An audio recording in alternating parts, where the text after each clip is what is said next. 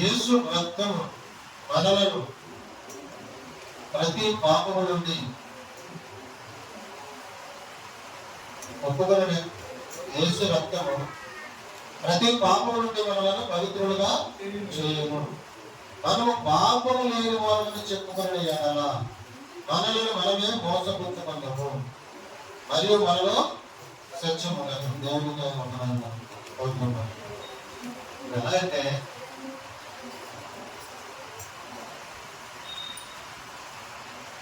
మొట్టమొదట దేవుడు సృష్టించిన మనుషుడు ఆదాము. ఆ తర్వాత ఆయన సాటి సహాయం వరకు ఆయన అవ్వను చేశాడు. అంటే దేవుడే వాళ్ళిద్దరిని వివాహం చేసి భార్య భర్తలుగా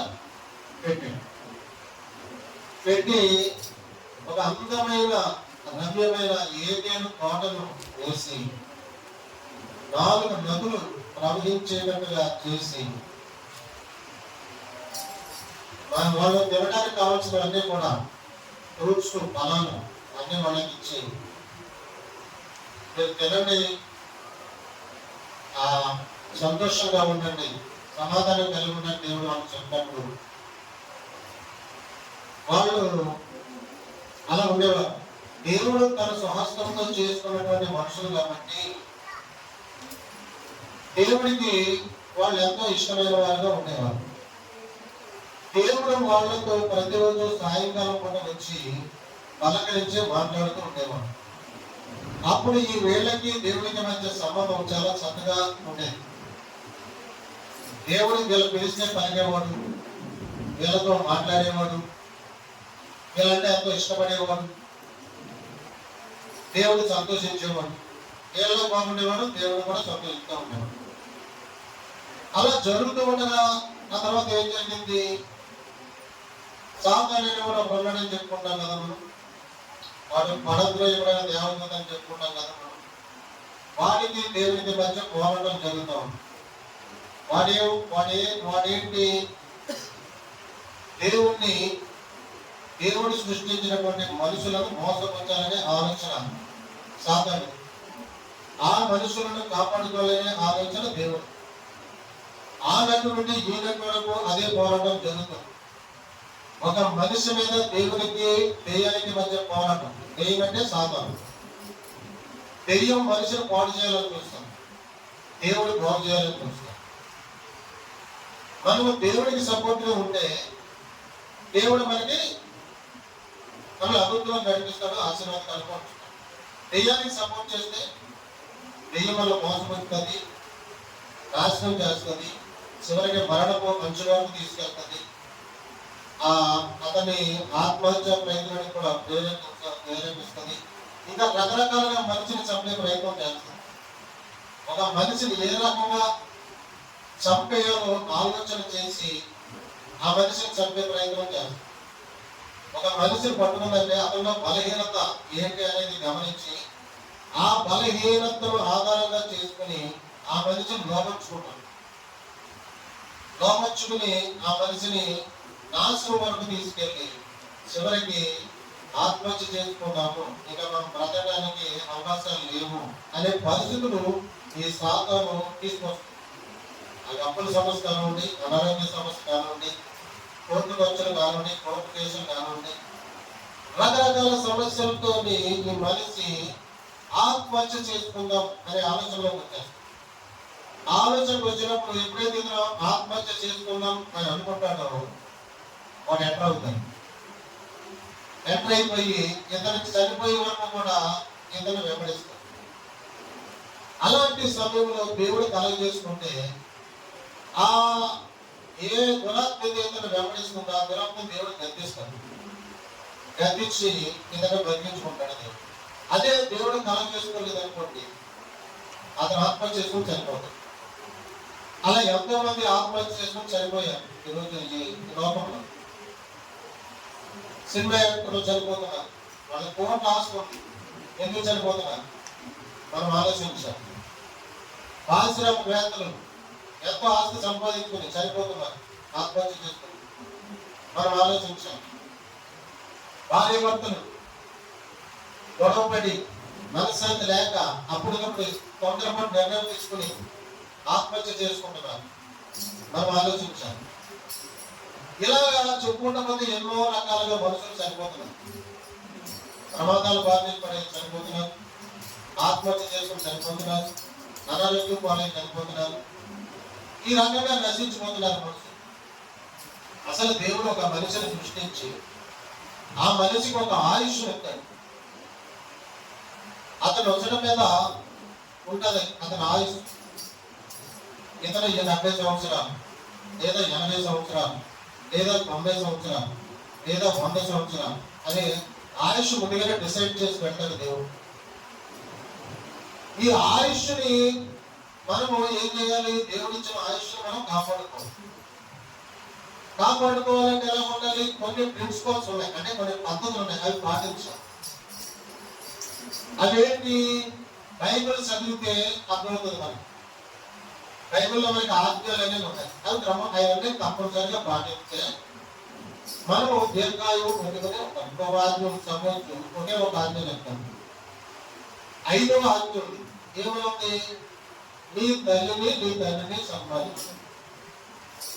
అప్పుడు నీవు ఏమంటాడన్నా, నీవు దీర్ఘాయుసు ఉంటున్నట్లు నీ తల్లిని నీ తండ్రిని సంపాదించు. ఎవరైతే తల్లిదండ్రులను సన్మానిస్తారో, గౌరవిస్తారో వాళ్ళలో దీర్ఘాయుష్ను దేవుడు ఇస్తారు. ఇప్పుడు ఇంకో విషయం మనం గ్రహించుకోవాలి. ఆయుష్ తగ్గించడానికి, ఆయుష్ పొడిగించడానికి దేవుడికి అధికారం. ఒక మనిషిని ఇప్పుడు హిజ్కియా టైం అయిపోయింది, చనిపోతాడని యెషయా ప్రవక్తగా చెప్పేశాడు. బాబు నువ్వు ఇల్లు చక్కబెట్టుకో, నీకు సమయం అయిపోయింది, నువ్వు చనిపోతావు అని చెప్పేసి. అప్పుడు హిజ్కియా ఏం చేశాడు? గోడ తట్టు తిరిగి కన్నీరు పెట్టుకుని, ప్రభువా నన్ను ఒకసారి జ్ఞాపకం చేసుకోండి, నేను మీకు ఇలా చేశాను, నేను అలా చేశాను, నన్ను జ్ఞాపకం చేసుకుని ఏడిచి మొత్తుకొని ప్రార్థన చేసినప్పుడు దేవుడి కనికరించి హిజ్కియా ప్రార్థన ఆలకించి కనికరించి అతని ఆయుస్సు 15 సంవత్సరాలు పొడిగించడం మన బైబిల్లో చదువుకుంటాం. అవునా? అంటే ఆయుస్సు తగ్గించడానికి, ఆయుస్సు పెంచడానికి ఆయన అధికారం. అయితే ఈ ఆయుస్సు పెంచడం కొరకైనా ఏం చేశాడు? గడియారాన్ని వెనక తిప్పాడు దేవుడు. ఆ సంగతి కూడా మన బైబిల్లో ఉంటాం. గడియారాన్ని వెనక తిప్పేశాడు దేవుడు. దేవుడికి ఎంత అధికారం ఉంటుందో ఒకసారి ఆలోచించాడు. పాతాళానికి పంపడానికి, పాతాళానికి తీరు తప్పించడానికి ఆయనకు అధికారం ఉంది, నరకం నుండి తప్పించడానికి ఆయనకు అధికారం ఉంది, ఆయుష్ పెంచడానికి ఆయనకు అధికారం ఉంది. మరి ఎప్పుడు ఆయన చేస్తాడంటే మన యొక్క ప్రవర్తన, మన యొక్క నీతి, యథార్థత, పరిశుద్ధతను బట్టి ఆ మనిషిని కనికరించి దేవుడు అతన్ని ఆయుష్ పెంచుతాడు, ఐశ్వర్యవంతుని చేస్తాడు, అధికారిని చేస్తాడు, సమాజంలో గౌరవంగా ప్రతిష్టలు కాలం చేస్తాడు. ఇంకా ఆయన ఇతనికి కలిగి ఉన్నదాన్ని అంతటికి కాపుదాలు పెట్టి కాపాడుతాడు.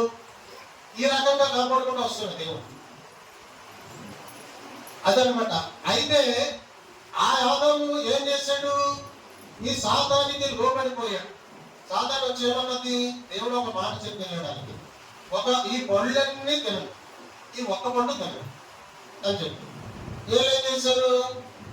సాతాను ఏం చెప్పింది అమ్మకి? ఆ పండు తినదని చెప్పాడా?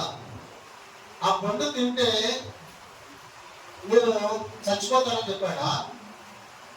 మీరు చావునే చావును. ఆ పండు తింటే మీరు దేవుడి కంటే గొప్పవాళ్ళు అయిపోతారు, లేకపోతే మీరు బలవస్తుంది. కొన్ని మాటలు చెప్పి అవ్వని మోసకొచ్చింది. అప్పుడు అవ్వ ఏం చేసింది? సాధారణ మాట వినేసి కంగారు పడి ఆ పండు సగం తిని సగం ఆదాంకి ఇచ్చింది. ఆ రీతిగా వాళ్ళ పొట్టను తినేసి దేవుడు చెప్పిన మాటను వాళ్ళు అతిక్రమించారు. ఎప్పుడైతే వాళ్ళు అతిక్రమించారో, దేవుడి మాటలు అతిక్రమించారో, వాళ్ళలో పాపం ప్రవేశించారు. అప్పుడు దేవుడికి తెలిసిపోయింది ఈ విషయం. ఎప్పుడైతే వాళ్ళకి పాపం ప్రవేశించిందో వాళ్ళకి సిగ్గు అనేది బయటపడింది. అప్పటి వరకు వాళ్ళకి వస్త్రాలు లేవు, మామూలుగా ఉన్నారంట, బట్టలు లేవు వాళ్ళకి. ఈ సిగ్గు అనేది బయలు కలిగేదాన్ని. అప్పుడు ఏం చేశాడు? ఆ చెట్ల మొదలు కాకుండా అప్పుడు దేవుడు యథావిధిగా సాయంకాలం వచ్చి ఆదాము కనిపించాడు. దేవుడు సర్వవ్యాపి, సర్వజ్ఞాని, ఆయన అన్ని తెలుసు. వీళ్ళ పండు తినేసారని తెలుసు దేవుడు. తెలిసే ఆయన మళ్ళీ ఏమీ తెలియనట్టుగా ఆదాము కనిపించాడు. వీళ్ళ చోటను దాక్కుంటే దాక్కుని దేవుడితో మాట్లాడుతున్నారు. అప్పుడు దేవుడికి అర్థమైంది, వీళ్ళ పండు తిని పాపం చేస్తుంది, వీళ్ళలో పాపం ప్రవేశించింది. అప్పుడు వాళ్ళు సిగ్గులు కాపెట్టుకోవడానికి అంజూరపు ఆకులు వాళ్ళు పట్టుకున్నారు. ఆ రకంగా వాళ్ళలో పాపం ప్రవేశించింది, సిగ్గు అనేది బయలుపరచబడింది. ఆ రకంగా దేవుడికి దేవుడి పట్ల పాపం చేసేసారు. దేవుడి మాట వినకుండా ఏమంటాడు యోహాను పత్రికలో, ఆజ్ఞ అతిక్రమమే పాపం అంట. అసలు పాపం అంటే ఏంటంటే, మనం ఏమనుకుంటామంటే ఈ శరీరానుసారంగా చేసే ఒక వ్యభిచారం కానివ్వండి, ఒక దొంగతనం కానివ్వండి, ఒక నరహత్య కానివ్వండి, అది పాపం. దానికంటే ముఖ్యమైన పాపం ఏంటంటే ఆజ్ఞను అతిక్రమించడం. అంటే దేవుడు చెప్పింది వినకపోవడమే పాపం. దేవుడు చెప్పింది వినడం ఏ తప్పు చేయడు, విచారం చేయడు, దొంగతనం చేయడు, అబద్ధమాడడు, నరహత్య చేయడు కాదు. అందుకనే ఆజ్ఞ అతిక్రమే పాపం. వీళ్ళు ఆజ్ఞను అతిక్రమించి పాపం చేశారు. అప్పుడు దేవుడు ఏం చేశాడు, ఈ పాపం తోటి మీరు ఇక్కడ ఉండకూడదు, ఈ పాపం అని చెప్పేసి ఆ ఏదైనా తోట నుంచి బయటికి వెళ్ళగొట్టి, ఆ ఏదైనా తోట నుంచి వాళ్ళ బయటికి అలా ఆ రీతిగా వాళ్ళ పాపాన్ని కొనగించుకొని ఏదైనా తోట నుంచి గెట్టివేయబడ్డారు. ఆ పాపము ఆయన సంతానముగా పుట్టిన ఆనాటి నుండి ఈనాటి వరకు అందరికీ ఉందన్నమాట. ఆ పాపం దాన్నే జన్మ పాపం అంటారు. ఏమంటారు? జన్మ పాపం అంటారు. ఆదాము నుంచి సంక్రమించింది ఆ పాపం. కాకపోతే కర్మ పాపం అనేది కూడా ఉంది. ఏంటి ఆ కర్మ పాపం అంటే, మనకు తెలుసు తెలియక చేసే తప్పు. తెలిసి చేస్తేనేమో దోషం అంటారు, తెలియక చేసేదేమో అతిక్రమం అంటారు. అయితే తెలిసి చేసినా తెలియక చేసినా పనిష్మెంట్ అనేది ఖచ్చితంగా వస్తుంది. అది బైబిల్ ద్వారా దేవుడు తెలియక చేసిన పనిష్మెంట్ ఉందంట. ఈ రోజుల్లో పరిశుద్ధ గ్రంథం తెలియక, బైబిల్ తెలియక, దేవుడు తెలియక లోకంలో ఉండి ఎన్నో పాపాలు ఎన్నో చేసి వాళ్ళు పనిష్మెంట్ గురవుతున్నారు, నష్టపోతున్నారు, ఆత్మహత్య చేసుకున్నారు, రకరకాల సమస్యలతోనే బాధపడుతున్నారు. ఇంకా సమాధానం లేక, పిల్లలతో సమాధానం లేక, తల్లిదండ్రుల మధ్య సమాధానం లేక, ఆ తల్లిదండ్రులకి పిల్లలకి మనకి ఇలా రకరకాల సమస్యలతో మనిషి బతబతం అవుతున్నాడు, అప్పులు పాలైపోతున్నాడు, అనారోగ్యం పాలైపోతున్నాడు, యాక్సిడెంట్ పాలైపోతున్నాడు, ఆత్మహత్య చేసేసుకుంటున్నాడు, ఇలా నశించిపోతున్నారు. అయితే ఎవరు సురక్షితంగా ఉంటారంటే, ప్రభువుని తెలుసుకుని ఆయన రక్తంలో కడగబడి దేవునితో పడుస్తూ, దేవునికి దగ్గరగా ఉండి, పరిశుద్ధ గ్రంథం చదువుతూ, ప్రార్థన చేస్తూ జాగ్రత్తగా ఉండేవాళ్ళు సురక్షితంగా ఉంటారు. వాళ్ళు దేవుడు కాపాడుకుంటారు. ఈరోజు అయితే అలాగని చెప్పేసి అందరూ ఉంటారంటే, కొంతమంది దేవుడు నమ్ముకున్న వాళ్ళు కూడా ప్రమాదాలు కలిగిన వాళ్ళు చేసే పొరపాటు. దేవుడు నమ్ముకున్నాం కదా అని లారీ కట్టం వెళ్ళిపోతే ఎవరైనా ఎలా చేయగలరా? దేవుడు కూడా ఏం చేయాలి. దేవుడు నమ్మకం నాకేం కదా, ఆడే ఆగుతాడని చెప్పి లారీ కట్టం వెళ్ళిపోతే బతుకుతాడా సరిపోతాడా? చచ్చిపోతాడు. అంటే మనం చేసే దేవుడు నమ్ముకున్నప్పటికీ కూడా కొంతమంది కరెక్ట్ గా లేక పొరపాట్లు చేసి సరిపోతుంది. అంతే ఇది విషయం. అందుకని ఇప్పుడు యేసు రక్తము ప్రతి పాపం నుండి మనల్ని పవిత్రంగా చేయడం. ఈ రకంగా మొదటి ఆదాము చేసిన తప్పుకి ఈ ప్రజలందరూ పాపంలో పడిపోయారు, పాపాలు చేసి నశించిపోతున్నారు. కాబట్టి ఈ ప్రజలను పాపం నుంచి విడిపించాలని చెప్పేసి యేసు ప్రభుల వారు ఆయన ఆ అత్యున్నతమైనటువంటి ధవల సింహాసనాన్ని, ఆ మహిమలను విడిచిపెట్టి ఈ లోకానికి వచ్చాడు. వచ్చి రక్తమాంసంలో పాలివాడేది, రాసుల స్వరూపం ధరించు, అంటే మానవుడిగా జన్మించి, మానవ అవతారం ఎత్తి, మానవుడిగా జీవించి, పరిశుద్ధంగా జీవించి, నిర్దోషంగా జీవించి 34 సంవత్సరాల వయసులో ఆయన శిలువలో మరణించి అమూల్యమైన రక్తాన్ని, అపరిశుద్ధమైన రక్తాన్ని చెల్లించి ఆ రక్తంలో కడుగుతున్నాడు. దేవుడు కడిగి పరిశుద్ధపరచుకుని ఆయన రాజ్యంలో చేర్చుకుంటున్నాడు. ఒక్కొక్కరిని వెతికి పట్టుకుంటున్నాడు. అతను చలికి ఆకర్షించుకుంటున్నాడు.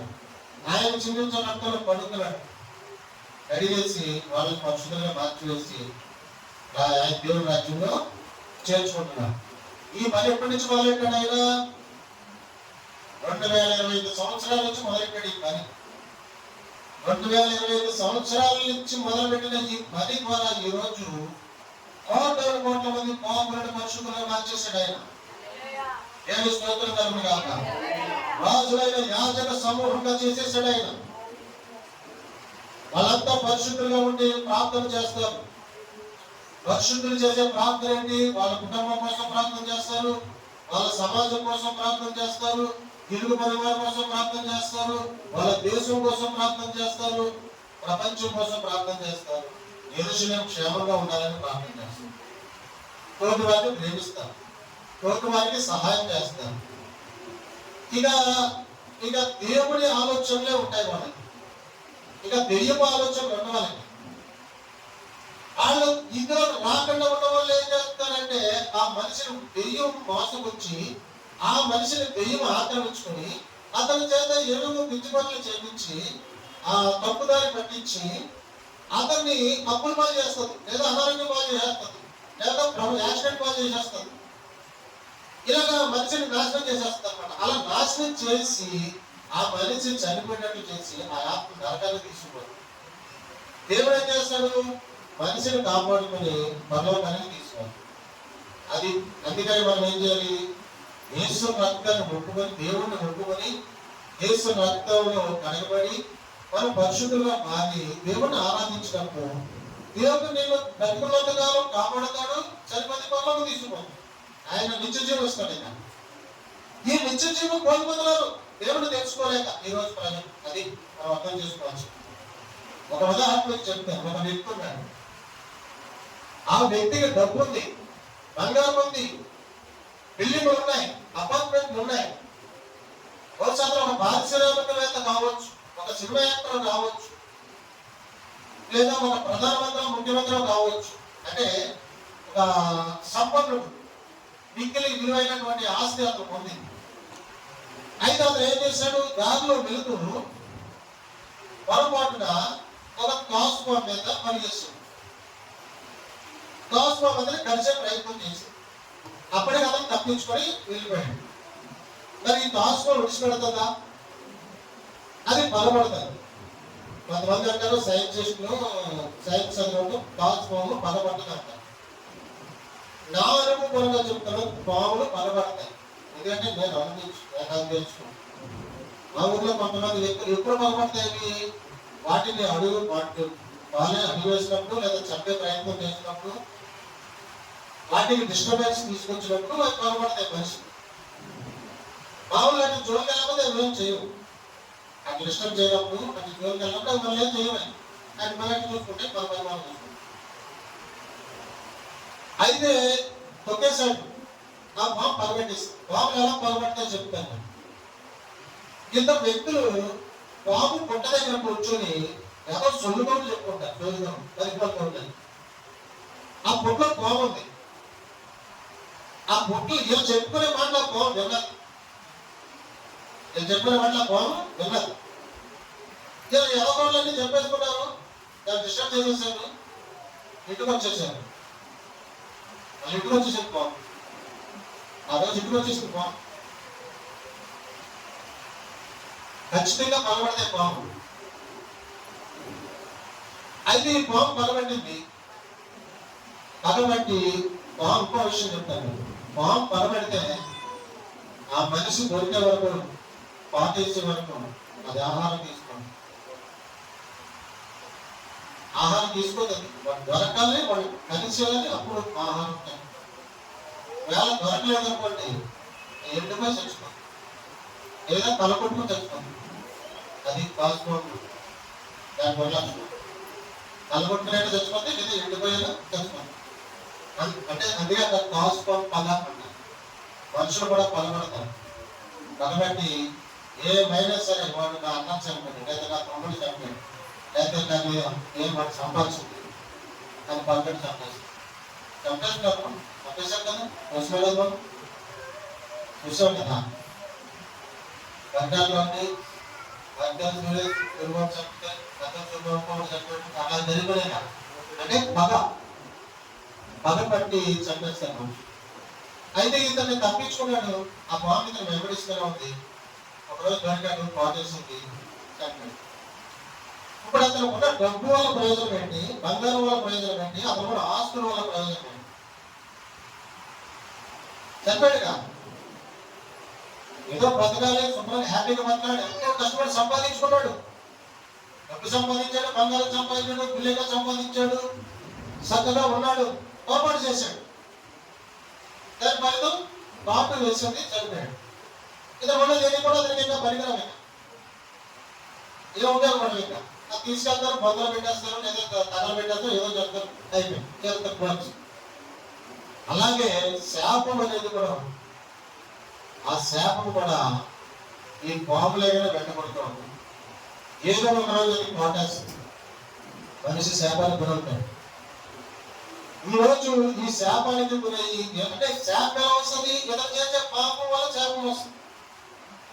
ఇతను చేసే కొన్ని పొరపాట్లు ఆధ్యాత్మిక క్రమం చేసి దేవుడు చెప్పినట్టు వెనకట ఏ తప్పుడు పని చేసినా దేవుడికి అతిక్రమంగా చేసినట్టే లెక్క. దేవుడు అన్ని కూడా మంచి పనులు చేయమని చెప్తాడు. ఆయన జీవమార్గం, ఆయనే సత్యము, ఆయనే మార్గం, ఆయనే సత్య మార్గంలో ఏ తప్పు చేయకుండా పరిశుద్ధంగా జీవించాలని దేవుడు కోరుకుంటాడు. వీళ్ళు దేవుడిని తెలుసుకోకుండా వీళ్ళు ఏం చేస్తారు? అబద్ధాలు ఆడేస్తారు, లేదా మోసం చేసేస్తారు, లేదా ఏమైనా కొట్టేస్తారు, లేదా చంపేస్తారు, ఏదో పాపం చేసేస్తారు, రకరకాలు చేసేస్తారు. అది ఏమైపోతుంది? శాపాలు అయిపోతుంది. ఆ శాపం ఏమవుతుంటే అతని కుటుంబానికి నష్టం జరుగుతుంది అన్నమాట. ఇంట్లో సమాధానం లేకపోవడం, పిల్లలు ఆరోగ్యంగా లేకపోవడం, రకరకాల సమస్యలు వచ్చేస్తూ ఉంటాయి. అప్పుడు ఇందులో సుఖం అనేది ఉంటుందా? సుఖం ఉండదు, ఆనందం ఉండదు. హాస్పిటల్ సపోజ్ ఇప్పుడు 4 వ్యక్తులు ఉంటారంటే, 4 ఉంటారు కుటుంబం. 4 ఎంతో సంతోషంగా ఆనందంగా ఉంటారు. ఒకరికి అనారోగ్యం చేస్తుంది, వాడు హాస్పిటల్ బాగాలైపోయాడు. మిగిలిన ముగ్గురికి సంతోషం ఉంటుందా? ఉండదు కదా. ఆ ముగ్గురు అతని కోసం వీళ్ళు బాధపడుతూ ఉంటారు. అతను ఎలాగైనా బ్రతికించాలని చూస్తారు. అతని కోసం ఉన్న డబ్బులన్నీ ఖర్చు పెట్టేస్తారు. అట్లా అనమాట.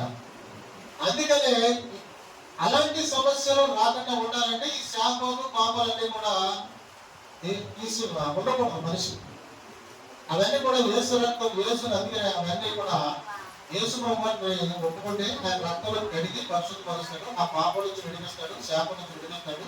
ఇంకా పరిశుద్ధంగా మార్చేసి ఇక నాతో ఉన్న బాబుడు, నాతో నేను ప్రార్థన చేస్తూ మరి నేను చెప్పిన ఆజ్ఞలు పాటించు, బైబిల్ చదువు, మంచిగా ఉండు అని చెప్తాడు. అప్పుడు ఎప్పుడైతే మనం మంచిగా మారిపోతామో మనం చక్కగా సురక్షితంగా ఉంటాం. అప్పుడు ఏ శాపం కూడా మనం ఏమి చేయదు, ఏ పాపం కూడా మనం ఏం చేయదు. ఆ పాము తొలగొస్తుందండి. ఒక వ్యక్తి వచ్చి ఆ పాము చంపేసాడు అనుకోండి, అప్పుడు ఇతను తప్పించబడతాడు కదా. అతను తొలగొస్తుంటుంది పాము, ఒక వ్యక్తి వచ్చి చంపేస్తాడు. చంపేసినప్పుడు ఇతను సురక్షితంగా తప్పించబడతాడు, ఇతను ప్రాణం దక్కుతాడు. అలాగే నేను తరుముకొస్తున్న పాముని దేవుడు చంపేస్తాడు. నేను తరుముతున్న శాపాన్ని దేవుడు తీసేస్తాడు. నీ పాపాన్ని దేవుడు తీసేస్తాడు. ఆ ఆపత్పందులు మన యేసయ్య. నిన్ను రక్షించేవాడే యేసయ్య, నిన్ను రక్షణలోకి తీసుకొచ్చేవాడే యేసయ్య. అందుకని ఈ విషయం మనం అర్థం చేసుకుని యేసు రక్తాన్ని మనం ఒప్పుకోవాలి. దేవుడు ఒప్పుకోవాలి. అయ్యా ప్రభువా, నా కోసం ఈ లోకానికి వచ్చిన తండ్రి, నా కోసం ప్రాణం పెట్టిన తండ్రి, నా కోసం రక్తం చెందించిన తండ్రి, నా కోసం బలైపోయే బాబు, శివుడు మరణించే బాబు, ఇదిగో నైనా మీరు దేవుడే నేను ఒప్పుకుంటున్నాను. నన్ను క్షమించండి అయ్యా, నా పాపాన్ని క్షమించండి అయ్యా, నా శాపాన్ని తీసేయండి అయ్యా, నన్ను నా కుటుంబాన్ని కాపాడు బాబు అని ప్రార్థన చేసినట్టు దేవుడు ఖచ్చితంగా క్షమిస్తాడు. తన రక్తంలో పాపాలు శాపాలు కడిగేసి పరిశుద్ధంగా మార్చేసి అతనికి నిత్య జీవం ప్రసాదిస్తాడు. అతను చనిపోయిన దేవుడి దగ్గర ఉంటాడు. ఈ లోకం తర్వాత మరొక లోకం, అదే మరణం. ఆ లోకంలోకి ప్రవేశించాలంటే ఈ రక్షణ అనేది అవసరం మనిషి.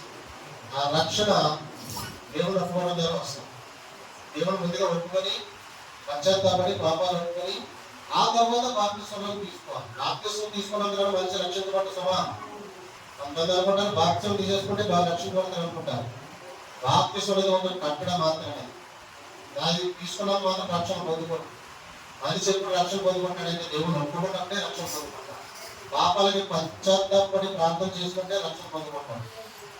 అందుకని మనము మన పాపాలను ఒప్పుకోవాలి, యేసయ్యను నమ్ముకోవాలి, ఆయనతో ఉండాలి, ఆయనలో ఉండాలి. ఆయనే మనల్ని కాపాడుకుంటాడు, మన కుటుంబాన్ని కాపాడుతాడు, మన పిల్లల్ని కాపాడుతాడు. వంశం వృద్ధి చెందుతుంది, తరతరాలు ఆ వంశం బాగుంటుంది. రక్షకుడు మన వంశంలో ముందుకొస్తారు. ఇప్పుడు వారి ఉన్నారు, వాళ్ళు దేవుడి సేవ చేస్తున్నారు. ఎప్పటి నుంచో 20 సంవత్సరాల నుంచి 20 మంది 80 మంది వస్తారు. అయితే వాళ్ళు దేవుడు పని చేస్తున్నారు, దేవుడి సేవ చేస్తారు. కాబట్టి వాళ్ళ అబ్బాయికి 3 పిల్లలు ఇచ్చాడు దేవుడు, 3 కొడుకులు ఇచ్చాడు దేవుడు. 3 కూడా తెలివైన ఉన్నాయి. అందులో ఒకరు 10 సంవత్సరాలు కూడా ఉంటాం. మన ఇక్కడికి వచ్చి బాగుంటుంది. అంటే మనకు పుట్టే పిల్లలు భావంతులు ఉంటారు, జ్ఞానవంతులు ఉంటారు. తెలుసా మీకు? అంటే దేవుడు ఇచ్చే బిడ్డలు. దేవుడు ఎక్కడికైతే వస్తాం మనము, దేవుడు మనకి అతను మనకి సంతానం ఇస్తాడు కదా, ఆ సంతానము ప్రయోజకులు ఇస్తాడు, భావంతులు ఇస్తాడు, జ్ఞానవంతులు ఇస్తాడు. అందుకని మనం దేవుడిలో ఉండాలి. ఇది తరతరాలు యేసు. అందుకనే దేవుడు ఒక్క రోజుతో కాదు ఇది.